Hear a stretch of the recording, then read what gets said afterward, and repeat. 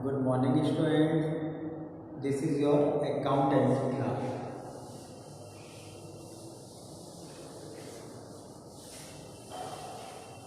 Today, in this video, I will tell you about the complete question of cash flow statement. How to prepare cash flow statement? किस तरह से आप prepare करेंगे?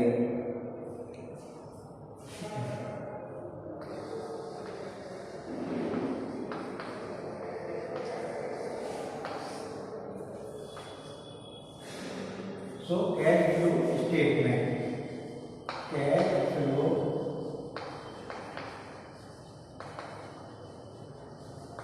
statement for the year ended 31st March 2014. This is question number 45.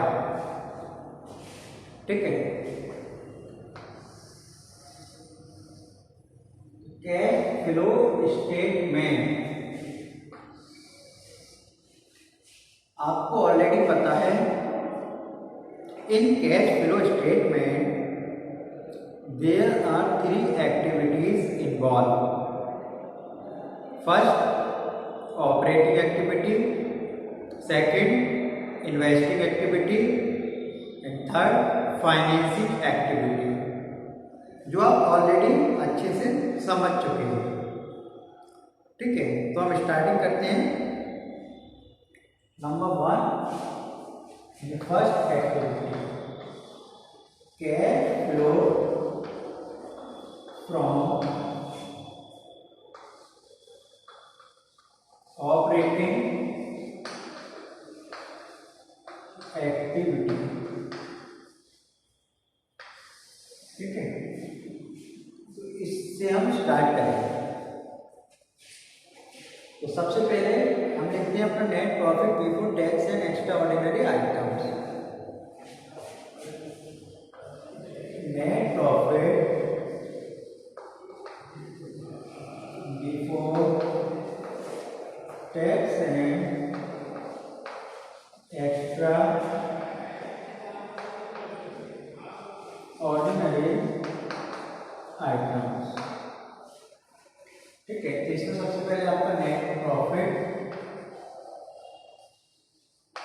Mean surplus. ठीक है, उसको हम note करेंगे. तो देखिए क्वेश्चन नंबर 45 में आपको बैलेंस शीट बनी हुई है. ठीक है, सोलर पावर लिमिटेड की, जिसमें आपकी ईयर एंड 31 मार्च 2014 और 31 मार्च 2013, जिससे हम कंपेयर कर सकते हैं प्रीवियस ईयर और करंट ईयर के भी. तो शेयर होल्डर फंड में बी पॉइंट है रिजर्व एंड सरप्लस, जिसकी नोट नंबर में 1 है. तो 1 में जाके चेक करेंगे. Surplus profit and loss account है आपका. प्रीवियस में 4 लाख था और करंट ईयर में 6 लाख है, यानी कि प्रॉफिट कितना हुआ 2 लाख. ठीक है, तो नेट प्रॉफिट हो गया हमारा 2 लाख, जिसमें आप डिविडेंड और ठीक है ऐड करेंगे, जनरल रिजर्व ऐड करेंगे. तो इसमें ऐसा कुछ नहीं है. तो इसके बाद हम क्या करेंगे, एडजस्टमेंट्स करेंगे.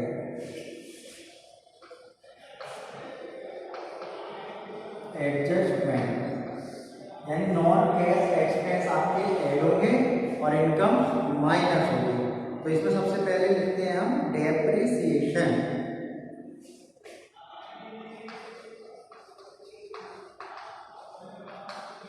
तो डेप्रिसिएशन के लिए अगर हम देखें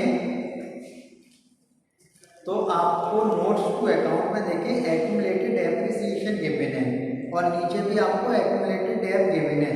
तो इस तरह से जब हमें डेप्रिसिएशन गिवन है तो हम उसका अकाउंट प्रिपेयर करेंगे. ठीक है, तो हम एक्यूमुलेटेड डेप्रिसिएशन अकाउंट बनाएंगे, जो आप वर्किंग नोट में शो करेंगे. ठीक है, तो आप अलग से उसको शो करेंगे. मेरे पास तो बोर्ड है तो मैं यही शो करके दिखा रहा हूँ रफली. ठीक है, accumulated depreciation account.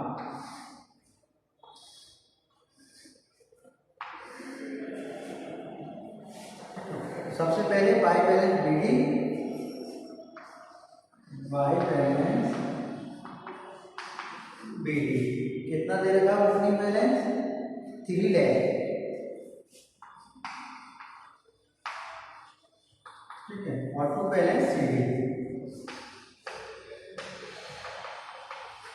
To balance CD opening balance है आपका 4 लाख, ओके। और आपका नीचे एक्यूमुलेटेड डेट है 32,000 का, ठीक है, जो एडजस्टमेंट है एडिशनल इंफॉर्मेशन में, तो वो आ जाएगा मशीन के नाम से to machinery account 32,000 and find the difference 4,32,000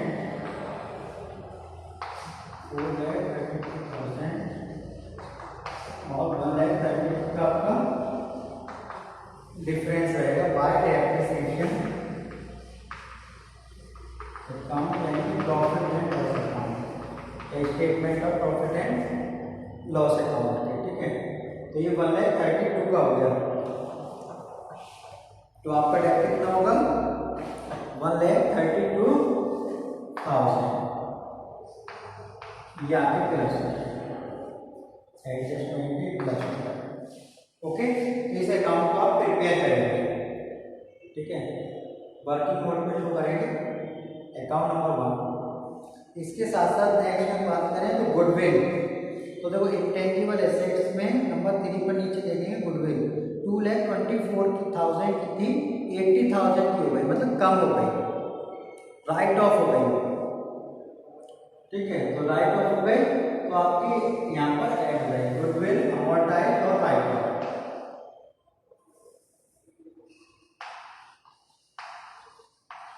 goodwill right of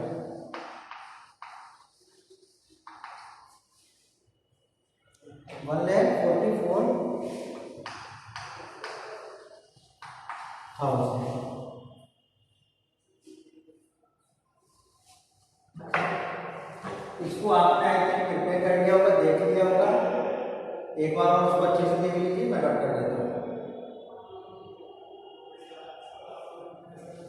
okay.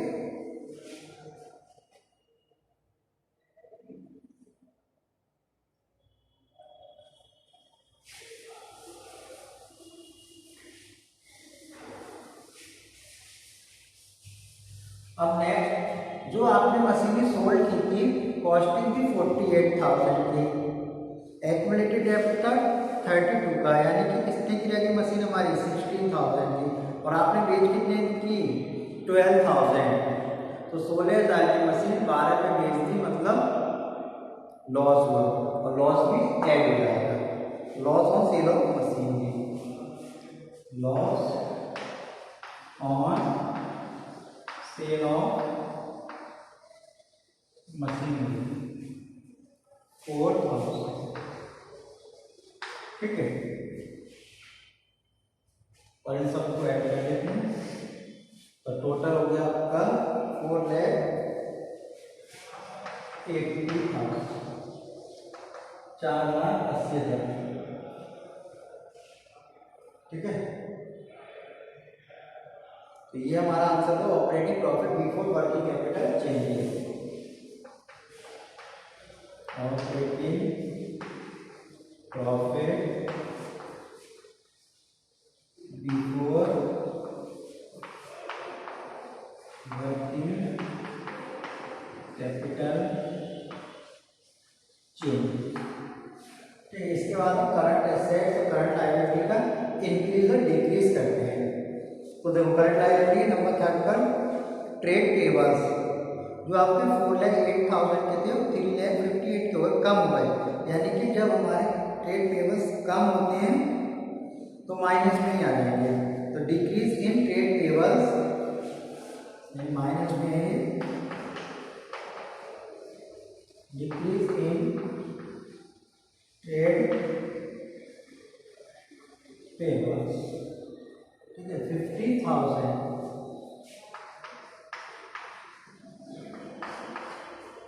इसी तरह से नेक्स्ट है शॉर्ट टर्म प्रोविजन, ठीक है। तो शॉर्ट टर्म प्रोविजन सेम 1,54,000 का था, 1 लाख का हो गया, कम हो गया, यानी करंट लायबिलिटी आपकी डिक्रीज हो रही है, तो ये भी प्लस हो जाएगा, सॉरी माइनस हो जाएगा, ठीक है। Decrease in short term provision 54। Okay, इसी तरह से नेक्स्ट हम देखें हम करंट एसेट्स में। तो देखो करंट इन्वेस्टमेंट ये हमारे कैश एंड कैश इक्विवेलेंट में आते हैं। तो इन्वेंट्री आपकी इन्वेंट्री इंक्रीज हो रही है, 242 से 258 की हो गई, और जब इंक्रीज होती है करंट एसेट्स तो माइनस में आती है, minus increase in inventory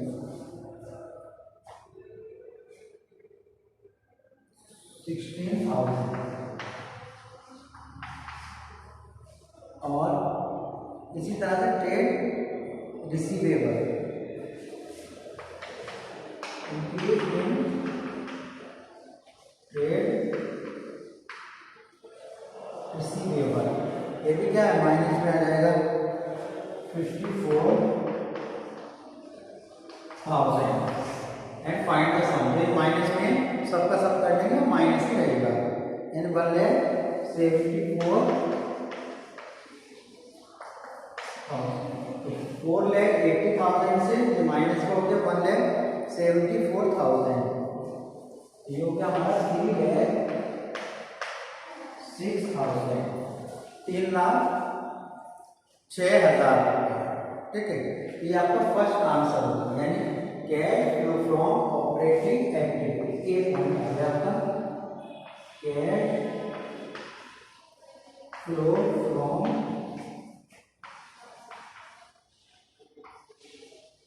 operating activity, ठीक है। तो इस तरह से हमारी ऑपरेटिंग एक्टिविटी कंप्लीट हुई।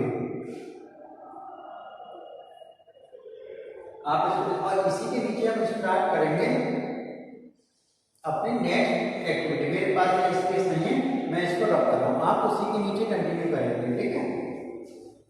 इसको आप देख सकते हैं और नोट कर लीजिए।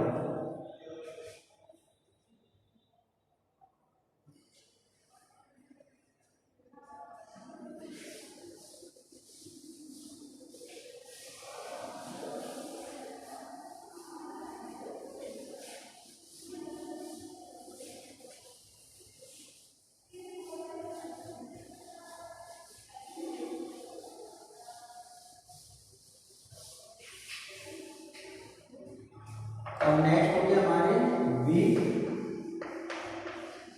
Cash flow from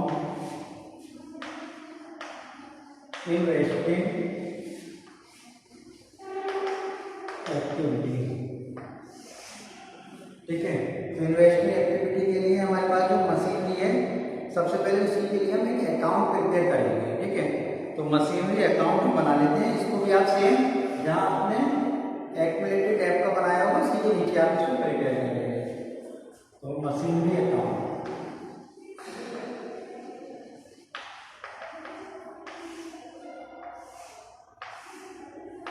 okay. तो सबसे पहले हम लिखेंगे टू बैलेंस बीडी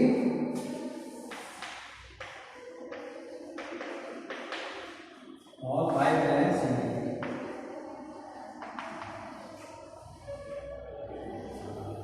मशीनरी का जो डेट से पहले का बैलेंस लिखना है आपको, यानी 20 लाख और 20 लाख का बैलेंस बीडी हो गया,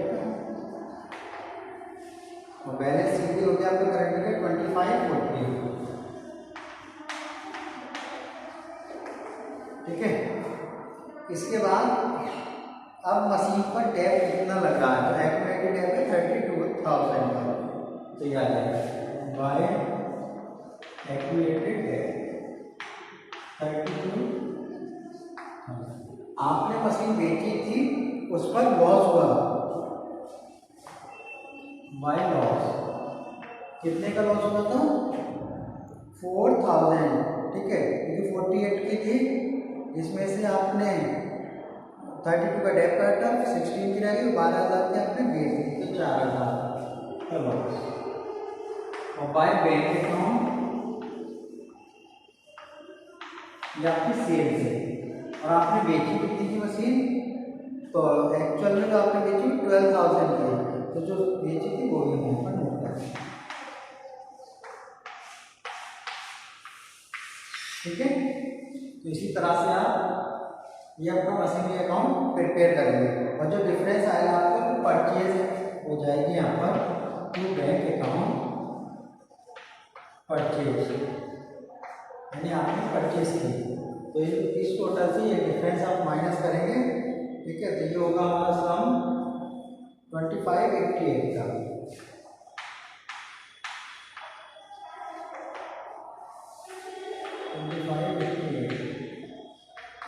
इसमें से माइनस कर तो 588, ठीक है। तो ये हमारे इस तरह से वर्किंग नोट हो गया आपका, यानी आपने मशीन परचेस की 5,88,000 की, इसको भी आप रफली यानी वर्किंग नोट में प्रिपेयर करेंगे। सो प्रिपेयर इट, उसके बाद मैं रख करता हूँ और अपनी इन्वेस्ट की एक्टिविटी स्टार्ट करता हूँ, ओके।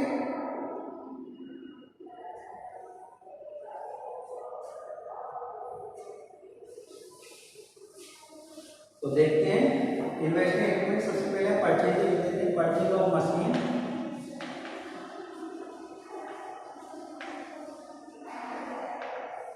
जो माइनस में आ जाएगी 5,88,000, ओके। इसके बाद आपने सेल की, तो सेल ऑफ मशीन जो प्लस में आ जाएगी,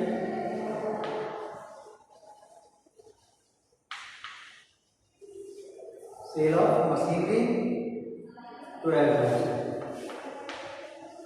और इसका आंसर निकालेंगे हम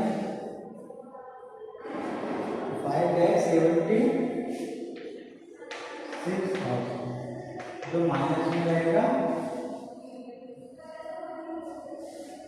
आई थिंक आपका अकाउंट प्रिपेयर कर लिया होगा अच्छे से,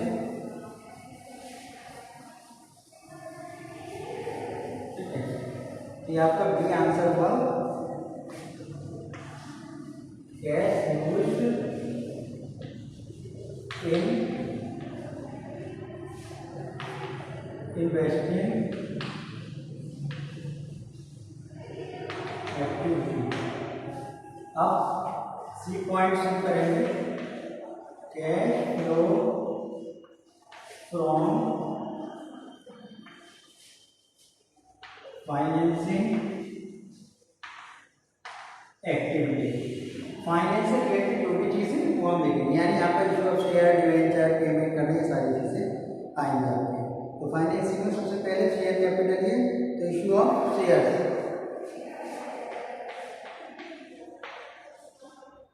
इशू ऑफ शेयर्स, तो आपने शेयर इशू किए थे 22 से 24 लाख के हो गए, यानी कि 2 लाख के, प्लस में आ जाएगा।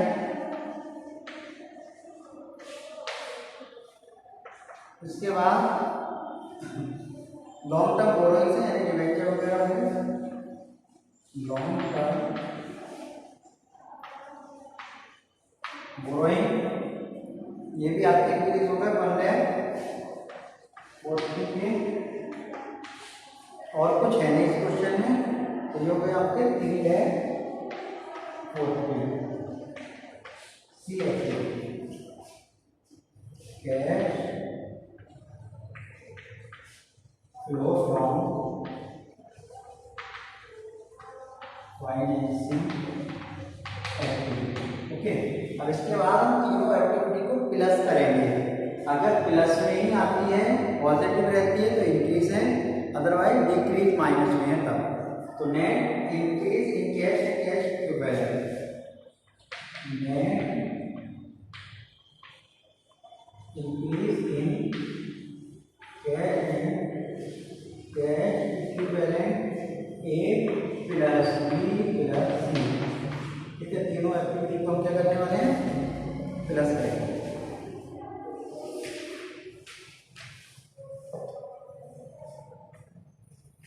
तो आपका 3,06,000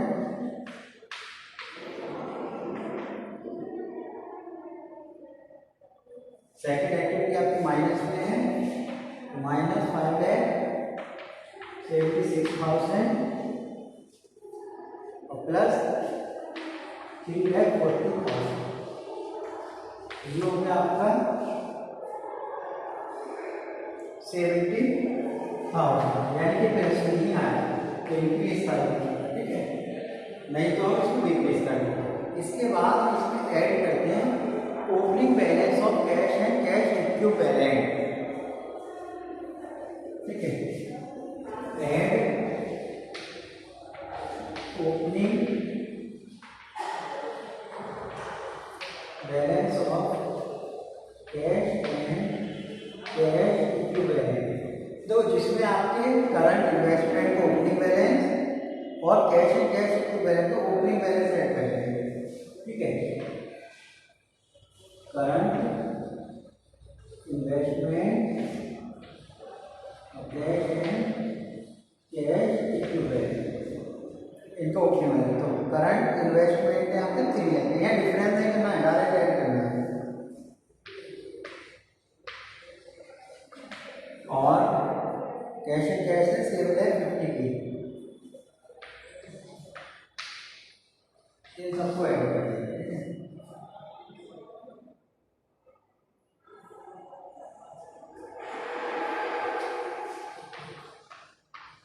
ये हो गए 11,20,000, ये हो गए आपकी closing balance of cash and cash equivalent, ठीक है, जिसको आप चेक कर सकते हो, यानी कि closing current investment plus cash and cash equivalent, जो आपके 4,80,000, 6,40,000 उनको ऐड करोगे तो आपका 11,20 आ जाएगा, ओके। तो इस तरह से हम एडजस्टमेंट के साथ cash flow statement complete prepare करते हैं, ठीक है। आई थिंक सभी को अच्छे से क्लियर हो गया होगा, फिर भी कोई क्वेरीज है you can ask me. So this chapter आपका कंप्लीट है, अच्छे से अपनी प्रैक्टिस करें, और ये कंफर्म है बोर्ड में इसमें से आपका एक क्वेश्चन यानी लॉन्ग क्वेश्चन ही आपको मिलेगा, तो इन्हीं की प्रैक्टिस बहुत ज़्यादा करें। Thank you, have a nice day and be safe.